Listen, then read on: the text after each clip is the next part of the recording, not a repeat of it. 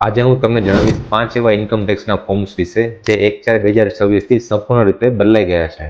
તેમાં સૌથી પહેલું અને મહત્વનું છે ફોર્મ નંબર 15G જે 60 વર્ષથી ઓછી વયના લોકો માટે અને ફોર્મ નંબર 15H જે 60 વર્ષ કે તેથી વધુ વયના લોકો માટે. તેમની આવક પર TDS ના કપાય તેના માટે બેંક, પોસ્ટ ઓફિસ કે તેના જેવી અન્ય જગ્યાએ સબમિટ કરવાનું થતું હતું. તે હવે મર્જ કરીને સિંગલ ફોર્મ નંબર 121 થઈ ગયું છે. બીજું છે ફોર્મ નંબર 16 જે સેલરી ઇન્કમ ધરાવતા લોકો માટે સેલરી તેમજ સેલરી પર કપાતા TDS નું સર્ટિફિકેટ હતું. તે હવે બદલાઈને થઈ ગયું છે ફોર્મ નંબર 130. ત્રીજું છે ફોર્મ નંબર 16A જે સેલરી સિવાયની અન્ય આવક પર કપાતા TDS નું સર્ટિફિકેટ હતું. તે હવે બદલાઈને થઈ ગયું છે ફોર્મ નંબર 131.